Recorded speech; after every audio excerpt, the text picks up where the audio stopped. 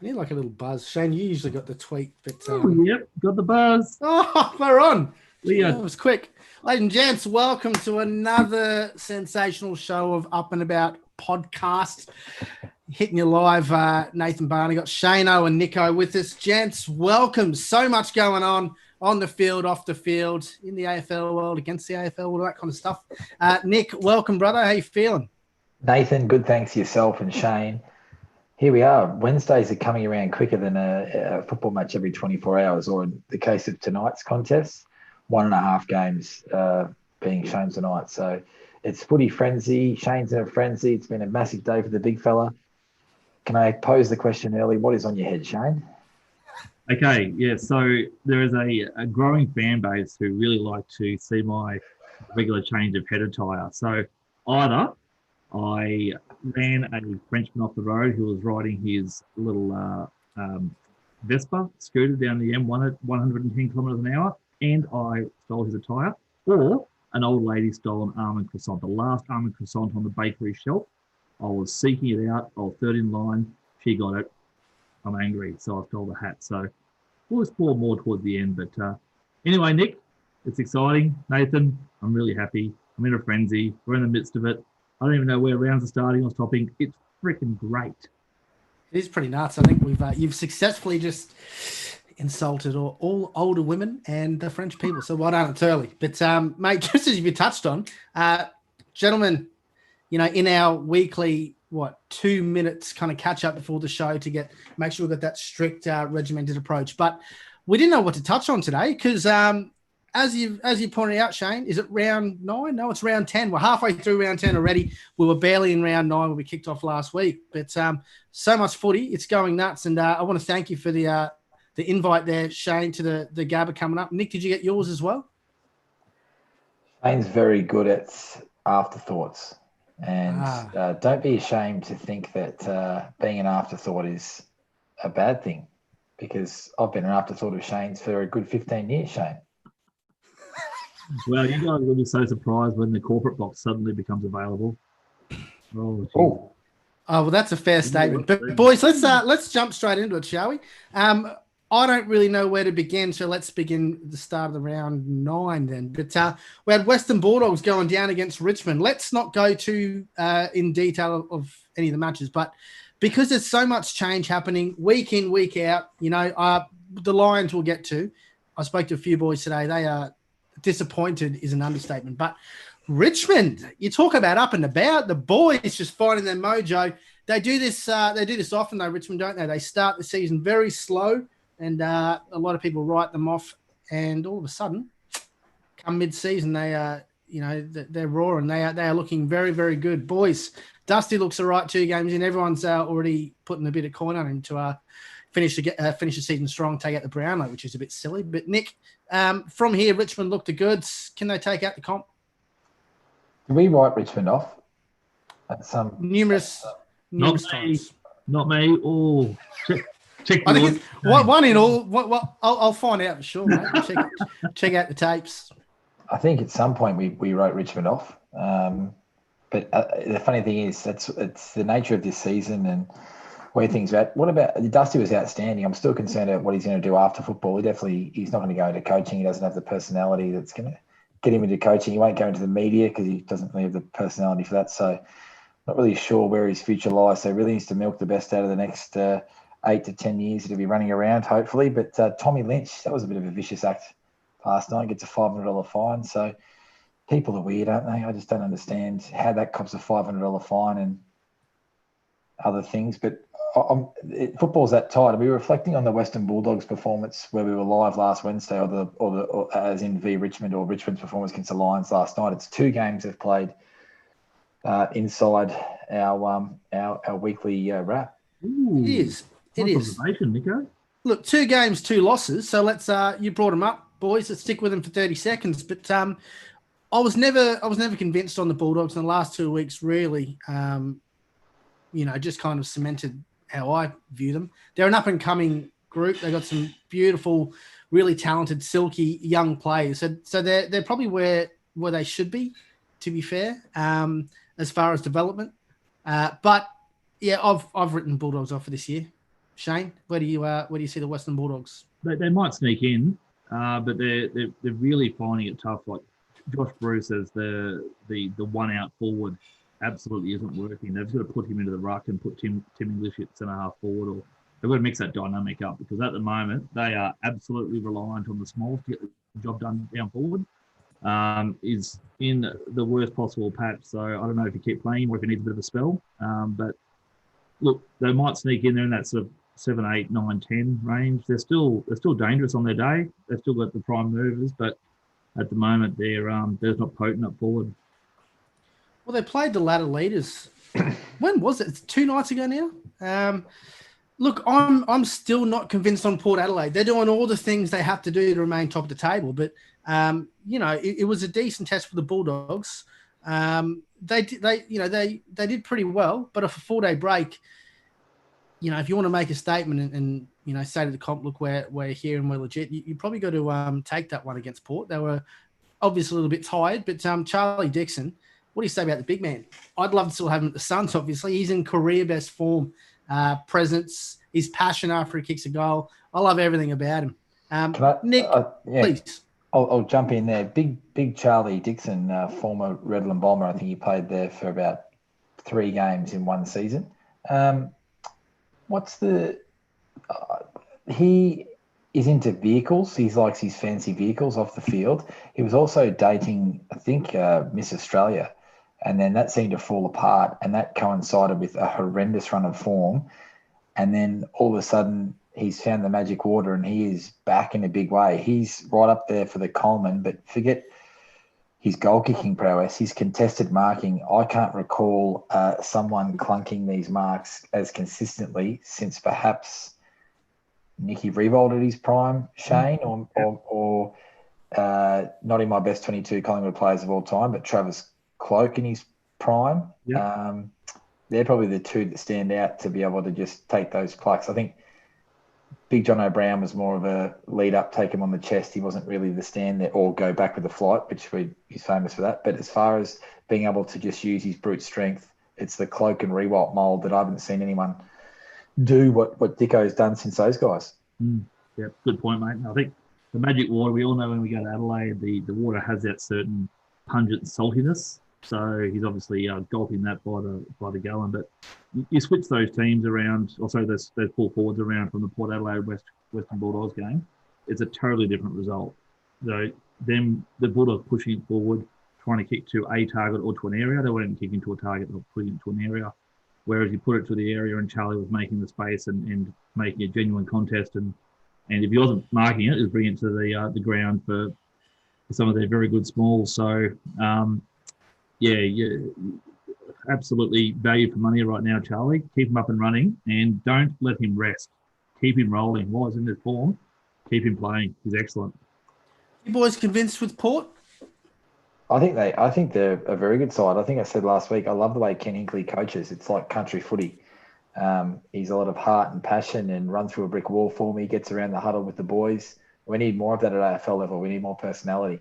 And I think that we're just a tick over the halfway point. I think Port Adelaide are definitely out. I think we've got to probably just withdraw from ruling sides in or out. I know we ruled out a couple last week, and I'm happy to leave those there, one of which I ruled out was Sydney, and we'll see how that goes at the Gabba tomorrow night for my boys with a couple of changes. But I think that there's legitimately 10 teams that can win it. I mean, no one knows when the grand final is. No one knows who's playing each other after this footy frenzy, super hub, retro, 20 games in 15 days, whatever it might be. No one knows what's happening after that. So I think you'd be a brave person to put a substantial portion of your life savings on anyone to win it at this point in time. I mean, last week it was Brisbane by how much? It's the grand final is going to be the no Wi-Fi Gabba, and then Richmond absolutely destroyed them for the 15th or 16th time in a row, was it?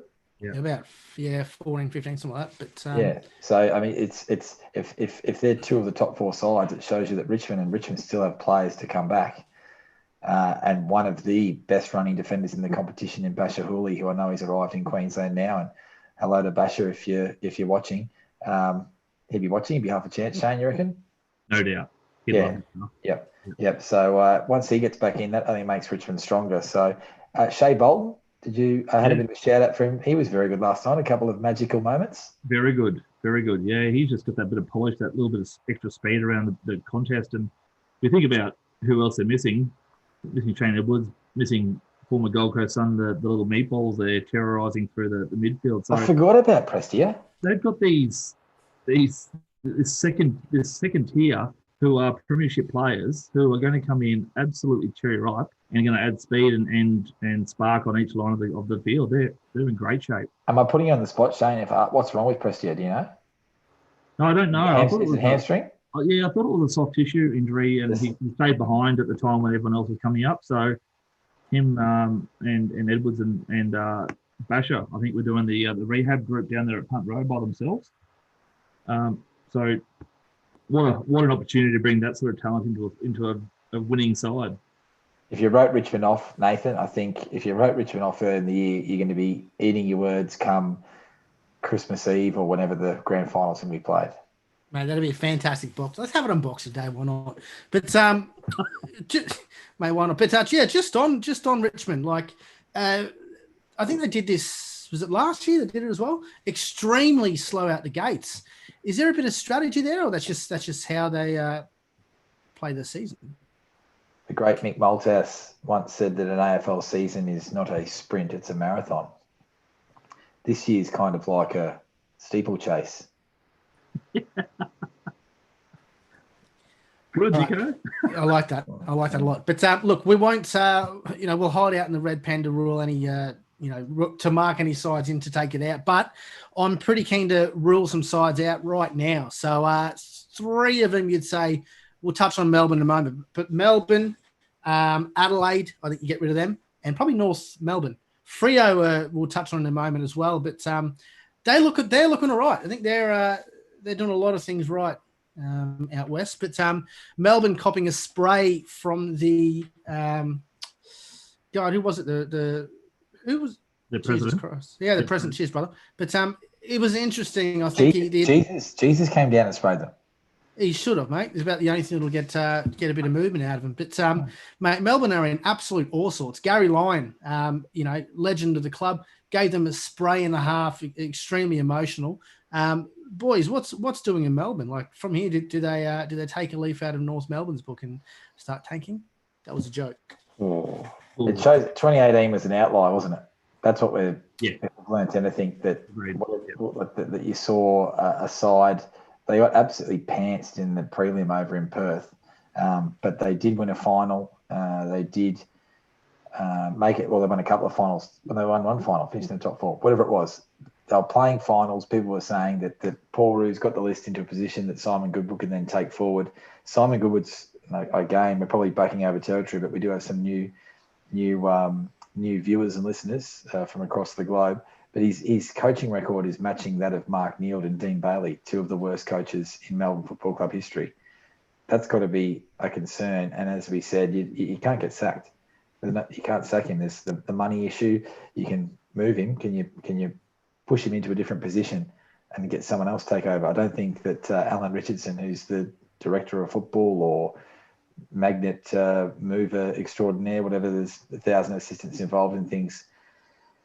Has he come from successful programs, Alan, to be sitting behind Simon there? I don't know. Maybe that was a wrong appointment as well. But yeah, the players have to get the football and do things.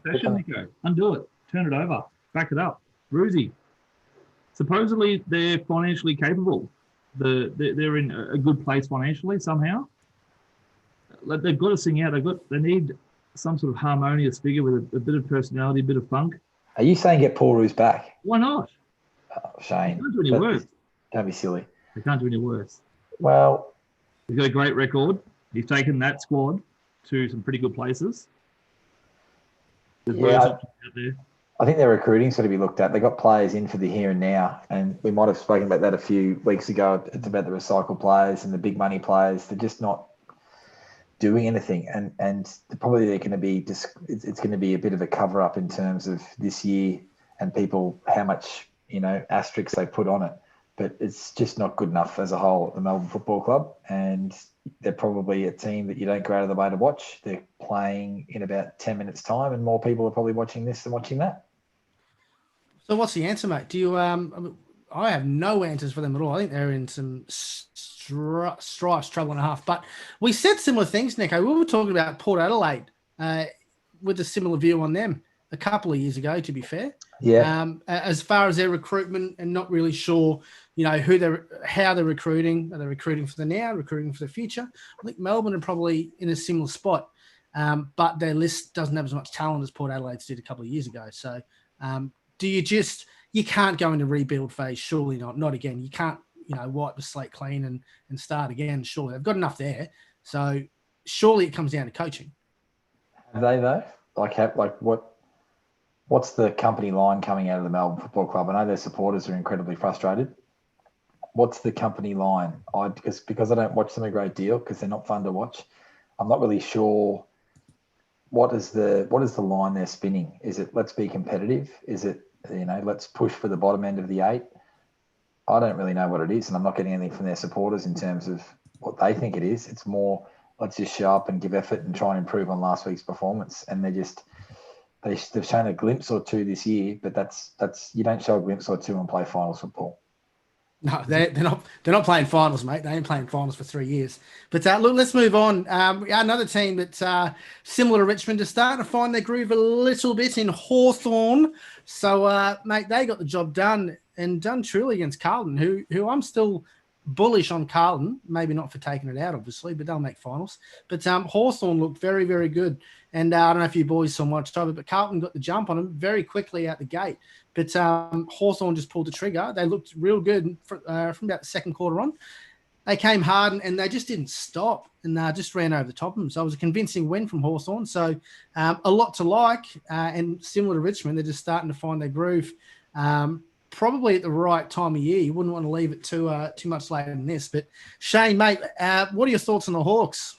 Yeah, look, their premiership stars won this game for them. There was their key contributors, Gunston, Shields, Isaac Smith, Bruce, the stars that have been there forever. Just felt like halfway through that first quarter where they absolutely got jumped, and Carlton haven't been coming out of the blocks that well throughout the year, but there was this resolve halfway through that first quarter where they said, let's slow the pace down, let's get it back on our terms. And then their class acts across the field just clicked into gear in a massive way. So they're a little bit like the Doggies. They do have that classy edge. They do have the foundation, the resilience, who have gone through premiership campaigns. So you can't, while those players are still around en masse, you can't write those teams off because it's a year that's going to demand resilience and courage under fire with all the travel and all the other things happening. So they were good. The boys got a little bit overwhelmed. I think a little bit excited by themselves halfway through that first quarter, and they paid the price. Yeah, I mean, they're still sitting in a decent spot, Carlton, from where they've come from. So, I mean, 2 steps forward, 1 step back, that's still progress, every day of the week. But, Nick, I want to bring you in with your second favourite team, the Brisbane Lions. Mate, the fans were up and about last week against a pretty lacklustre Essendon side. I thought it was very premature. I don't think it's a fair benchmark against Essendon. And then I come up against, a genuine test in Richmond, and they got absolutely floored. So just for the mathematicians out there, we're big on straight kicking in this show. Keep it simple, kick long, have your forwards convert. But Lions turning around from 14,791 to 4,1741. So a lot of concerns with Brisbane. I think statistically they are the worst kicking side in the comp. So, I mean, I know that there's a downward trajectory at the moment across the entire competition with straight kicking, and I find it incredulous. I don't understand how or why, when every other skill part in every other sport in the entire world improves across generations, straight kicking in the AFL just seems to be replenishing at a rapid rate. But it is a downward trend. You can't rule out that at some point you can win a competition by kicking shit, but that day is not today. And if the Brisbane Lions do not get their kicking under control, mate, they will not take out this year. I know they fancy themselves from here. So, Nick, I'll get your thoughts on the Lions. Where are they sitting at the moment? I spoke to a couple of blokes today. One of them said that it was a loss they needed to have.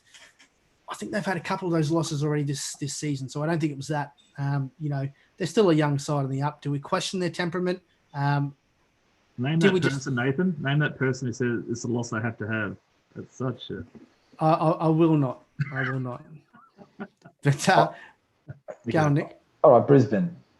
Here's some names for you. Oscar McInerney. If you walked into your local football club, you go, this bloke's big. And that's it. Brandon Starcevich, been in the system for a few years. Connor Ballenden, I know he made his debut a couple of weeks ago. Eric Hipwood. These guys are probably at the bottom end of the 22 at the moment, and really, really good side. So Brisbane want to be known as a really good side. They want to be a really good side. Your bottom four need to be better. They need to be better than what they are now. I'm not. Let's be serious. Brisbane have been a very good side. They smashed Essendon the week before. Who are Essendon though? They're yo-yo, up and down, whatever. But these guys, I'd like to see Fagan bring in a guy like Matty Eagles. I think Matty Eagles can offer you something up forward and down back. He's the recruit, if you might remember that Foxtel series. I'd like to see Christensen come back into the side, just a little bit of level-headedness and experience through the forward line. I don't think they need that extra tall up forward. So they've currently got Hipwood and Ballenden as the two keys up there. I think Hipwood's going back, and someone will tell me he kicked 4 goals 3 games ago or something, but I think he's going backwards at 1,000 miles an hour. But when you win, it's like with anything, when you win, these things get masked, and when you lose, you can highlight them. But the bottom 4 need to get better. It's lots of games happening in succession. I'd like to see some of those guys get a game for Brisbane, but I'd also like to see Brisbane keep losing. Where do you put Shane? Will bring you in, mate. Where do you put Hipwood? I'll keep my comments to myself. He's not a centre half forward. I think that's fairly clear. He's got he loves his freebie kicks, the ones that are 55 out. He grits his teeth and he has a crack. He doesn't take contested marks. The only person that takes contested marks in that team is McInerney, when he heads down there and puts his big cumbersome tower down there and has a snatch. And McCarthy. He doesn't. Yeah. McStay doesn't take McCarthy does well. McCarthy, he's all right. Yeah, he's small. He's a pocket, but he's got a bit of a leap. But McCarthy does a lot more than Hipwood. Oh, absolutely. A lot more. Absolutely, no doubt. So I can't see why they put him there. Why not put McCarthy at centre half forward? Play small ball like the Rockets in the NBA.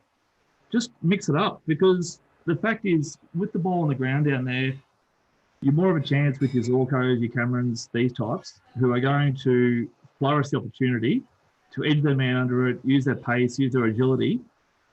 Put him up on the wing, mix it up. He's a good mover. He's an athlete. All those beautiful terms. Get him up there, let him dance around, kick that long ball. He's got a penetrating kick.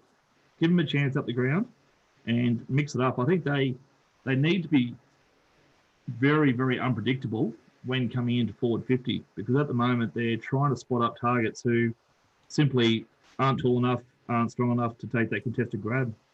What about Cam Rayner? He burst onto the scene, and then I think he played a good game the other week, and it was, everyone's all over him again. Burst onto the scene. People just need to well, in Brisbane sense he did. Like he arrived on the scene. He went for the victory on a Sunday. But hang on, he burst onto the scene in front of 14,000 people at the Gabba. That's it. Like, this is the scene we live in, and this is Mecca now, isn't it? I mean, I'm not just talking about the area that I live in, but it is Mecca right now, based on the fact that everyone's up here, everyone's in Queensland. So if you can play well at the Gabba, you can be doing great things. But I just think that maybe a few of these guys have just a little bit of me time might have crept in Brisbane, and it's one loss. So, like, shoot me down. And I know that we were talking them up and all that. It's one loss, and I know Nathan said that cliche of it's the loss they might need to have had, but just be better. Like, I know that sounds really simple, but they've had only one memorable win this year, and that was against Port here. Yeah, I think in terms of two equivalent sides who were going well at the time, that's it. They beat West Coast early. They went away to GWS, and they were vacant. They beat some cellar dwellers. So I'm not backing their form. It doesn't stack up. they're playing in Queensland all the time. And who was the turd? Who was the turd that said, "Oh, it's about time that we got the rub of the green by playing these," and sucked into the Victorian teams? Oh, mate, let's be sucked into the Victorian teams. Like, go away. Turd, or is it just turd for the moment? But one of the, I did say turd, didn't I? In the hub? Was he in the journalist hub? No, it was a Brisbane Lions player who said that. Oh, No way. It was. I'm going to say who? Well, it might have been. What number is he? It might have been Jared Lyons. It might have been Jared Lyons, but I apologise if it wasn't him. It might have been someone else. But one of the greatest coaches, one of the greatest coaches that's ever had the pleasure of putting my magnet on his board once said that you're never as good or as bad as what you think. Ponder on that one. Yeah, fair enough. All right, let's move on. Shane, I'll bring you in straight away. Your boys look all right at the moment. The Saints, mate, they are well on the up, and I know we discussed at length both on and off the show the battle between Gold Coast Suns and St Kilda. I think you might just have your little nose ahead at this stage, but we're only halfway through the season. My nose. just a nose, just a little bit ahead there. Tomorrow night will be very interesting, no doubt. Sorry. Bill Laurie's nose, I reckon, is that's St Kilda versus Gold Coast. Christ, Nathan. That'll be a good test for the Gold Coast Suns. I think it's fair to say. See where they're really at. Well, talk me through it, mate. Where are they at the moment? Where do you put the Saints? Good win. Very good win. Yeah, they were tested late. So which one are we talking about? The Swannies, of course. So on the Saturday evening. Yep. Saturday, I don't know. You were there, Shane. Tell us about don't go for stats. Give us the touch and the feel of what it was like to be there in the concrete jungle that is the Gabba. You reached down for your phone to check your bank statement or something like that, but you couldn't do it because you don't get any reception in there. Tell us what it was like to be in there with the 3,500 people. I took a couple of selfies over the shoulder. So the boys were directly under me in the race. Jeez. Yep. Hello to our, is that 5 beers in or second tier? Hello to our Periscope viewers. Oh, they'll like this, won't they? Our Periscope viewers, we'll get to that towards the end of the show, I think, Nico. But they were tested late. The Swans are gritty. They were working overtime that third quarter to try and get back into it. We kicked a steadier late in the third, up by 20 at three-quarter time, and then we roared away. So just the ability to stop, reset at three-quarter time, and then come out and swamp a team that we should have dealt with a little bit earlier. But yeah, that's solid. And the recruits, and this is where it comes to recruiting. You talk about Melbourne, then you talk about Port and the young kids and the Saints who have gone out there and really handpicked the people they needed across the field. They're all contributing. They're all playing well. And big Maximus King against big Ben King tomorrow night. It's going to be bloody excellent. Go to the Saints. Mate, I think you're being very kind calling Sydney gritty. I don't know about you. I called them, they were spectating from the middle of the ground at many times in that first half there. So they did well to get back in the game to a degree. But Nick, we've got an update. Thanks, Cooper McGill, saying it was Jared Berry apparently saying sucked into Victorian's team. So if that is true, mate, shit call from you. Yeah. Shit call. Jared Berry, you're probably disappointed that Neefle got called off, mate, which has given you an opportunity to play at AFL level. Good on you, Jared Berry. Well done. Shane, I forgot to your Suns are playing Saints tomorrow night. I forgot that. I should be pumping this up between the two of you. So obviously you're both going down there to Metricon. Mate, I'm wildly confident. Wildly confident. You're attending though, Nathan, aren't you? Not with COVID. Well, yes, I completely agree. You shouldn't be going anywhere. That would be right. And Shane, you're nicking down the M1 to the Emerald Lakes region? No, I'm not. No, last time I was there, we lost to Fremantle, so I just won't go back.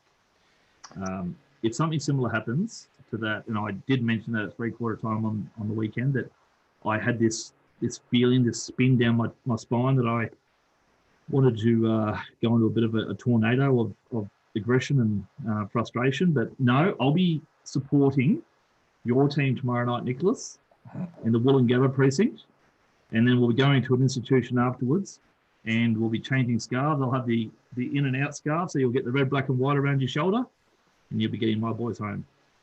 Well, Collingwood and St Kilda are very similar colours. If this was not a PG rated show, I'd tell you at the time I was down on a beach and I approached a young lady and asked her, I was excited that she was a Collingwood supporter, but we won't go there tonight. But what I will say this is, Nathan, write this one down, cut and paste this one.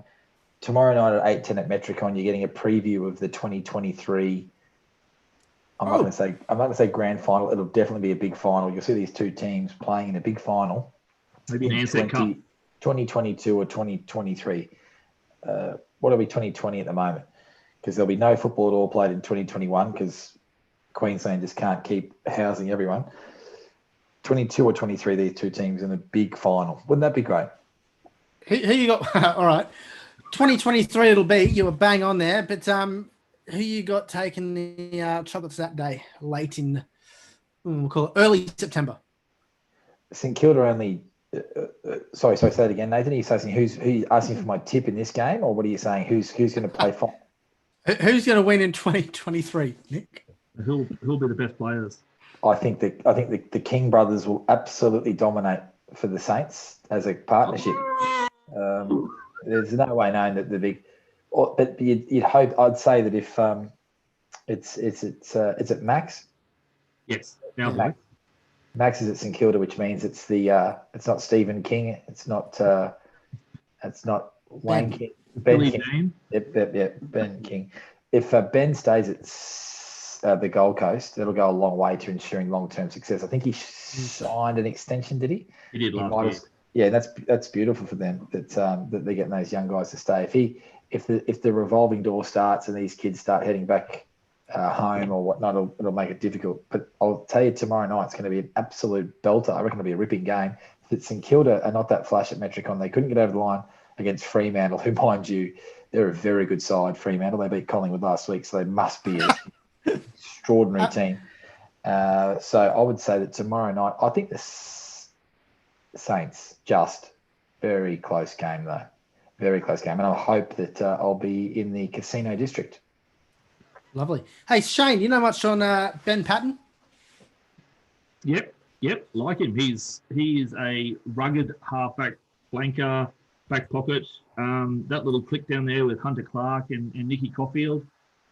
Young, youthful, exuberant. Bit of a sort of a mini squad amongst the older guys with Jakey Carlisle and those others. So does rugged mean ordinary skills? Oh no, not really. No, I think he understands. He doesn't pick off the really challenging kicks like that's a Clark or a Caulfield will do that. They're the more prime movers, I suppose. But so he respects the ball. He respects the football. He chooses options that are reasonable. And he's a very diligent user. Good on to him. Yeah, fair enough, mate. Where you got Geelong? They were well on it against West Coast. Before we go into that stuff, are West Coast going to take it out? Grand final's got to be on Optus. Are we all agreeing on that one? Grand final Optus. I'm not going to keep tipping grand final winners or grand final venues each week, but I will say this: if the grand final's in Perth, don't watch it because it's a late. You might just play Fremantle against West Coast. No one will touch West Coast at Optus. No one will go near them. If Fremantle winning games there, no one will go near West Coast. Yeah, and Geelong have just got up over North Melbourne, if anyone's watching live tonight, a 33-point victory at the Gabba, 13-12-90 to 9-3-57. So it's probably about right, about a 5-goal difference. In this 16-minute quarter action, a 5-goal win's probably an 8 to 9-goal win, which is about the difference between those two teams. Yeah, fair enough. Well, I just want to bring this up. I mean, Guthrie took an absolute screamer not long ago, about 55 out, went to play on and got tackled holding the ball. So I don't think it's necessarily his fault at all. There's this blanket approach across every single team in the AFL. There's this hard and fast rule that they've all adopted. We've got to play on. We've got to move the ball quick. Now, I agree with probably 3/4 of the time. But if you take a mark and if you're in scoring distance of where you've taken it, just take 0.2 of a second, just to glance around yourself, see if there's anyone around. And if there's not, then please play on and kick around the body because we know you can't kick straight. But mate, this idea of we have to play on, it's just starting to cause a little bit of trouble for quite a few teams in the comp. So it looks fantastic. Middle of play, looks great, but there's just a few boys just getting caught now with holding the ball after taking some rippers. So I'm not sure whether they're just not looking, not caring, or if there's no communication. But just keep your eye on that one. You've hit the nail on the head, that you should come and watch some of the morons try that at local football. You should really come and see some of the stuff that just absolutely irks an old man like myself no end. People just know your limitations, please. Know your limitations. And I think that Cam Guthrie, in his defence, there's a pretty big crowd there. They haven't played in front of much people. And he might have just been a bit spooked, I think. Crowd might have put him off. Not much to go in the game. Would you say under a minute? He was trying to get the ball forward, and it was just a silly decision. Even if he took just half a step and kicked it, he took that extra step and was caught. And you could see the disappointment in his body language when he knew that was game over. And as Rex Hunt would say, Shane, what would Rex Hunt say in that moment? Yibbida. Yeah, that's all, folks. Brilliant. All right, boys. Well, look, let's just get into some of the tipping. I think you've pointed out that we got 2 games are underway. Well, for this evening, that is. So we're 3 games in. We both got, I say both, all 3 of us tipped Geelong. Of course we did. But we've gone Melbourne. Mate, I don't even want to talk about this game. Best of luck to both teams. So let's go into the 4th match of the round. Nick, Collingwood versus Sydney. Now, I waited until this moment to speak about Collingwood just before this match. Look, I'm not going to press you too much, but you lost against Freo. So please talk us through that one. What are your thoughts on the team? I know you got a lot out, but Freo had a lot out. You got a lot of players coming back still. So where are you boys sitting for 2020? No man's land at the moment. No man's land. Middle of the road. It's about where we are. And what I will say this is, so football at the moment's like a menu, isn't it? So, a recipe, not a menu. Football is like a recipe. You read the instructions, you put the right ingredients in, you pop it in the oven, you pop it in the microwave, you stir it, you whatever, you ice it in the end, and you've come up with something that resembles what you're trying to achieve. So it doesn't matter if you've got Gordon Ramsay doing it or you or I doing it. You follow the recipe and the end result is something quite similar. It might taste a little bit different, but it's something similar. The recipe book that Collingwood are following at the moment, it tastes disgusting.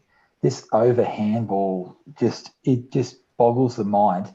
And anyone who plays in that forward line, there's small forwards in that side who are refusing to look at the big sticks and have a shot. And if that's Nathan's instructions to be doing that, then they've got to seriously address it. And I felt terribly sorry for the young boy from Ireland last week, Mark Keane. He did not know what was going on, the poor fella. I don't think he's actually seen a game of Australian rules football before. He was atrocious. I've never seen someone look more out of whack on a sports field, and that includes that delightful stripper that invaded the FA Cup when it was last year. She looked more in vogue of what was going on than what this fool looked like playing for Collingwood. So he's been omitted, rightly so, or rested, or like whatever they want to say for managed. Yeah, managed, one of those ones. Just absurd to see him playing football. So Ben Reid gets an opportunity this week, and this is it for Ben. This is Ben's last year, and I really hope he goes out there and enjoys himself. I hope his body holds up. But it must be, and I spoke to Shane during the week, it must be incredibly frustrating for someone like Brody Myercheck. Gets his chance at AFL level. He's a defender. He's just plugging away in the forward line. But the way in which the ball's coming in, bloke's just handballing. And Adam Treloar, who just has himself as captain of his dream team every week. I've said enough about Collingwood. I'm going tomorrow night, and by Christ, boys, you better give me something. Otherwise, a la 2008, there will be schooners just being hurled and honest truth. And the fact that there'll be no one there, you'll hear it live on Fox Footy, special comments from the Western Stand end. Mate, there's a little part of me that hopes that you get your balls handed to you tomorrow, I think it is, only because I want to see your reaction next week. So stay tuned to that. That's what good mates do. I can recall sitting in the Ponsford Stand in the 2002 grand final and having people phone me up and laugh at me whilst I was sitting there after Anthony Rocker kicked a clear goal and the goal umpire gave it a point. And that's a sort of why have enemies when you can have the people I have in my life. Like, good stuff. Good on to you all. Chipper, beautiful. I will say this though, mate. Late in the last thing was Elliott's kick. The ball's in the ground. It's in contest. He's toe poked it. It's gone out of boundaries. Fine. 30 meters away, 28 at worst, and they've called it out of bounds. Deliberate. Yeah. I've actually seen that. Have you boys picked that up? That actually happened quite a few times this week. I'm not quite sure if that needs to be cleaned up or clarified and done so quickly. It's more. I think it's happened. It's happened more, hasn't it? Like it's absolutely. And it's such a lottery now that a player pushes the ball towards the boundary line, and you can just see the players. They don't know. No one really complains anymore because it's a lottery. And I must admit, it must be hard for the umpires as well in the hubs and things. And I'm confident the rules of the game haven't changed, but their interpretations have. So don't be surprised. Don't yell and carry on. Just laugh because that's what it is. It's laughable. Well, it just defies logic that an attacking player in a team who's behind late in the game is going to toe poke it clear of a contest and is actively going to seek for another contest. It defies belief. So get a handle on the game, get a feel for it, understand the clock. The players see it from the sideline, the umpires see it from the sideline. But I'm sorry, we need more players. We need more ex-players going into umpiring because I know that Lee Fisher is a former Lee Fisher played for the Saints. Yeah, umpire number 6. I think he wears number 6. And he actually looks to be personable with the players. I did see on AFL.com.au the other day, they had a video of Ray Chamberlain highlights. I mean, man, come on.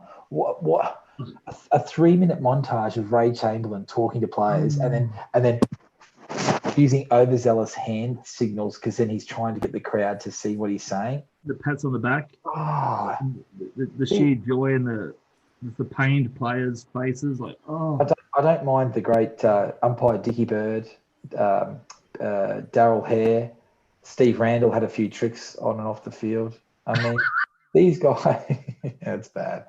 These guys, it's a different sport. We can edit that one out.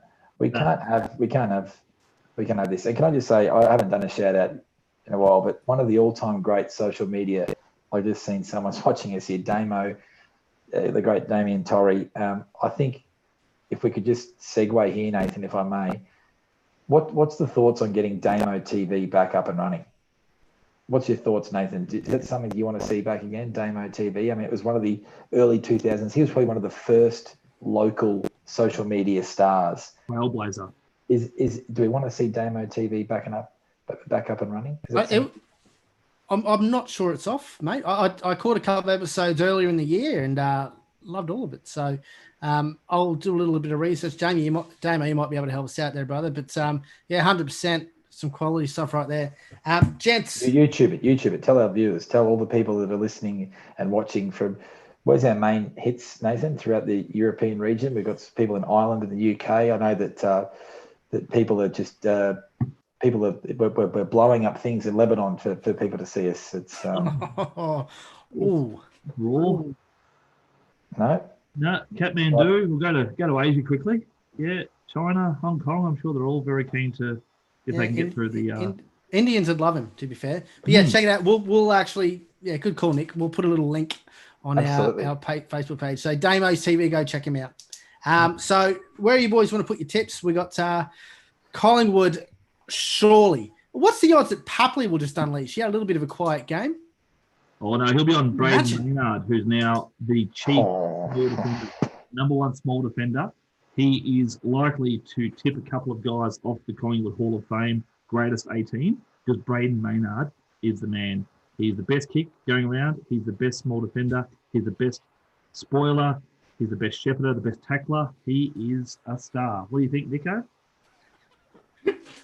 Shane, I was going to pump up your man Dan Butler because a few of the experts did. Did you see the halfway mark of the year All-Australian team, Nathan? A few experts threw some things out there, and my man Dan Butler was in it. And I was going to bring it up tonight. I have now. But then I looked at who they put in the back pocket. Uh-oh.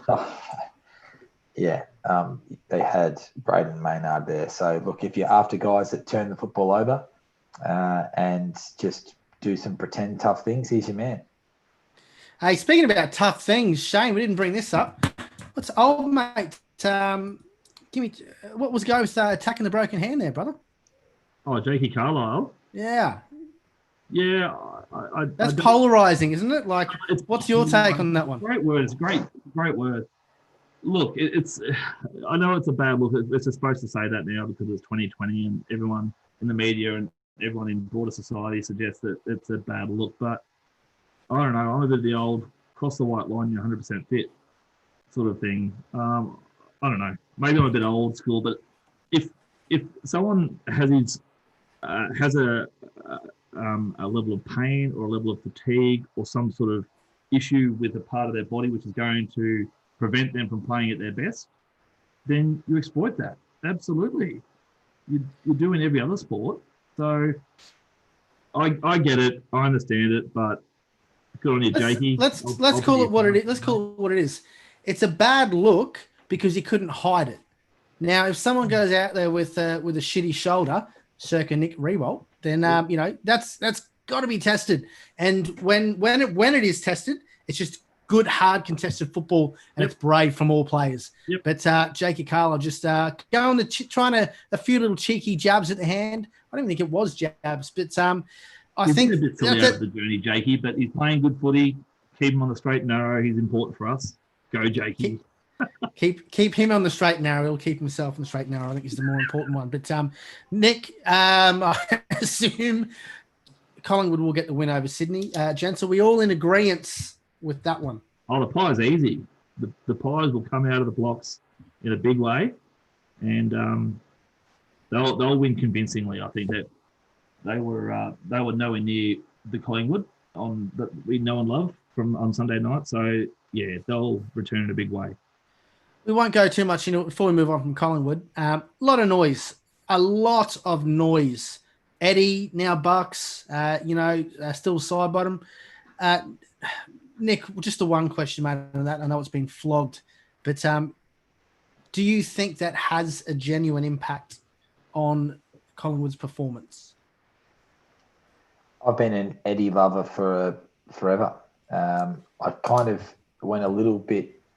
He said a bit too much during the off period, but I think if you sit back, you say, geez, he does a bloody good job of protecting the playing group. If you look at how poor Collingwood's off-field history has been, playing-wise behaviour, Eddie seems to be at the forefront of taking the hits whilst the players have stuffed up, and it's not good that they have. But it has no bearing, in my opinion, on what they do out in the football field. Nathan embarrassed himself a bit by breaking the hub rules. But I just think that when Eddie's in the media and he's always going to, he puts his neck on the line when he says anything. But more often than not, he's saying what everyone thinks and comes up with some great ideas. But he's easy to bash and people will try and bash him. Sadly, during the week, I actually listened to his breakfast show, even though I'm in another state. And he announced his mother passed away over the weekend. And I thought, I wonder if that's enough. Not that he said it brought up as an excuse, but I wonder if that's enough just to get off his case for a little while, because he's an easy target, is Eddie. And he's done some great things for the club. But, yeah, everyone's got a use by date. Hopefully he just reinvents himself and can stay for another 20 years, the great man. But no bearing on the playing group, in my opinion. I'm pleased you said that. It shouldn't have any bearing. I'll say that, professional's voice. But all right, moving on. Shano, you're tipping St Kilda, I'd assume. I'm going to tip Gold Coast. And Nick, I think you'd mentioned Saints for yourself as well. Yeah, mate. Just. All right. So Essendon v GWS. Any of us back in the Bombers in any way, or should I just chalk this up for a monstrous win by GWS? How bad's Toby Green's hammy? Do we know? I think he just felt it and came off. I haven't heard much if it's a bad one. There's never a good one. It's only a couple of weeks. Nick, I think it's 2 weeks, which means, 3 games at the moment? Yeah, we mozzed him. We said he was the most important player to their success, and then he's gone and just done a little nicky job on that. So But GWS without him will still be fine against Essendon. Who? What's the go? Have we spoken about the fact that is John Worsfold still the coach? Yes, he is. But he doesn't coach on game day. He's relinquishing it very, very quickly. So Ben Rutten does all the addressing of players, and John Worsfold does all of the media. It's quite weird, and he just sits there on the interchange bench, looking like he's weekend at Bernie's. This is the captain of the sinking ship, mate. He's organised his evacuation little raft. He's going to be quite comfortable in a nice temperature-controlled area out there near the glaciers. He's fine, but yeah, Rutten has been thrown to the wolves very, very quietly by Woosha. Yeah, GWS comfortably, Nathan, comfortably. And we got 4 teams on buys this week. The lads out west, Hawthorn and Carlton. So rest up, gents, because you'll have 3, 4 day, 5 day breaks. So look forward to that. But gentlemen, it's been a pleasure as well. Shane, where are you sending your short pass this week? Short pass is to a budding folk band who, so they call themselves the Better Boys. And there are a couple of guys who I've been friends with for some time, the 3 Joshes. They know who they are. You know who they are, Nicholas. They are doing a northern New South Wales trip at the moment. They stopped off at Byron. They've stopped off at the Pacific at lovely Gamba. Tonight they're in very, very temperate Armidale. And my understanding is that they're out there hitting all the venues, trying to line up a bit of a summer fest. So good luck with all your adventures, guys. Josh M on the banjo, Josh S on the vocals, and Joshy B on the drums. Can't wait to hear your first releases, guys, and good luck with all your adventures. There you go. Good luck, gents. Nick, where's your short pass heading this evening, or this week, rather? Short pass is football related for the first time in a while. Jump on the Collingwood Football Club website, and I can hear all 4 of our viewers saying he's still about Collingwood. This is technically not football related. Debutant this week is Trey Rusco. Have a look at his phone call to his mother. He gives her a call to let her know that he's making his debut. It's comedy gold. You can't script it. Check it out. I will. My short pass this week is going to Big Papa Dog. It's Dad's birthday on Saturday, I believe. He's struggling a little bit. He come off his bike not too long ago, and they were just a wait and see it was. So he was in hospital and whatever else. But he's had to organise a he had to have surgery, put all nuts and bolts in his collarbone, whatever else, try and piece that together. So he's on the mend for a couple of months, potentially with a shoulder reconstruction afterwards. So he's not in a good spot, but he's doing well. He's in high spirits. So Dad, we'll see you on Saturday. Mum, get the sausages ready. Gentlemen, always a pleasure. And ladies and gents around the world, thanks for joining us. We'll catch you back here next Wednesday at 7:30. Stay safe. Nathan, before we stay safe, just a quick one for our viewers. There's actually 7. This is how serious this football season is.